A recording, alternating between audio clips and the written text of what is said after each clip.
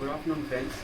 In previous lectures, we have seen about stability of slope and consolidation, shear strength of the soil. This all we have seen.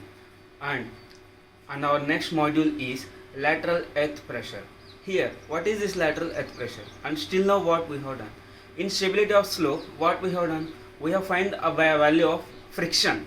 Means for suppose if it is there any like retaining wall or landslide it is there, at that location how much friction it is there, and what is the soil condition, whether it is cohesion soil or cohesionless soil.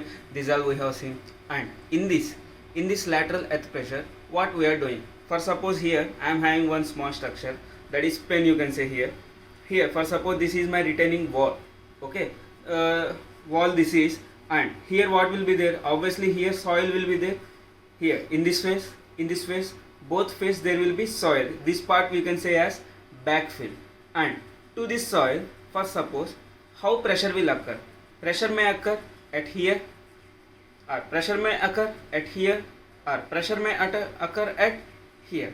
So here how this pressure will be there and how to solve these numericals we will see in this section. And already I have given notes and everything in our model application. Hope you all are doing well for that one. Now let us go to the topic. First topic is types of earth pressure.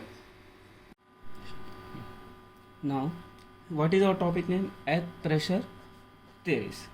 Our topic name is earth pressure theories. In this earth pressure theories, first of all we have to see about introduction. In this first topic is, that is, types of lateral earth pressure. We have to know what are the types we are having availability. We are having three types availability. One is active pressure, another one is pressure at rest, and another one is passive pressure. And here what is this all and how we have to know? Means here I have drawn one small diagram. If you see here, there is a graph. Here this is nothing but here this line is wall, you can say. What is this line? Retaining wall.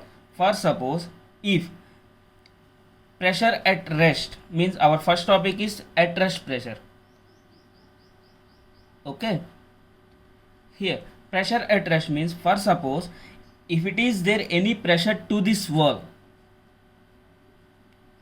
then that is nothing but pressure at rest. Here we can say this point as initial point. Here actually there will be no movement, whether it is horizontally or whether it is vertically. If there is no any movement or anything, then we can say this line as at rest pressure. For example of this one is bridge abutment. If you see here, just see this diagram now here. Here I am having two retaining walls. One is first retaining wall, second retaining wall. In between what I am having? I am having basement slab. This basement slab we can say as abutment also. How we can say abutment? For suppose if I am having bridge, two bridges I am having, this is one pier and this is second pier.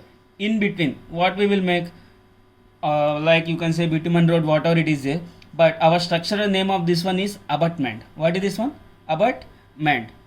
For suppose here, already here one pier it is there and here one pier it is there. Whatever the pressure will be on this only, but on abutment we will have some less pressure. That pressure we can say as at rest pressure. That's why I am saying this one as pressure at rest. And means here no movement will be there, whether it is horizontally or whether it is vertically. Now coming to active pressure. If you see in this diagram, here I have made this one as active and here I have made this one as passive pressure. Here active pressure means what and passive pressure means what? For suppose if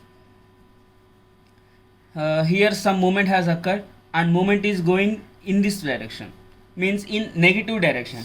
If it is going in negative direction, means for suppose here movement will be there and it will go in negative direction. When it is going in negative direction, means what will happen? How much wall it is there? Here soil will be disturbed. If soil is disturbing, means what? Our wall will be failure. So here movement away from the fill. Movement away from the fill is nothing but active pressure. And movement towards fill. For suppose this is retaining wall and passive movement is here. It is going in this direction. It is in positive direction we can say. But if you see here, I am having three pressures: active pressure, passive pressure, rest pressure. Here there is no problem for no problem for at rest pressure. The only problem is here active pressure and passive pressure. Here what we have to find when we are finding the numerical? Obviously we have to find the pressure, how much pressure it is there. For knowing the pressure, what is required? First of all we require gamma. Gamma is nothing but density of soil or unit weight of soil we can say. And Z is nothing but depth, how much depth here it is there. For suppose here I am taking the value as Z, whether it is 2 meter or whether it is 3 meter or whether it is 4 meter. We are having one formula, that is pressure formula. PA is equal to half Ka into gamma H. Here what is Ka?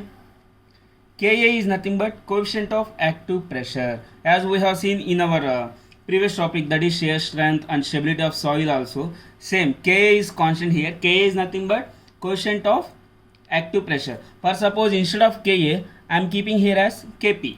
Kp is nothing but coefficient of passive pressure. And what is gamma here?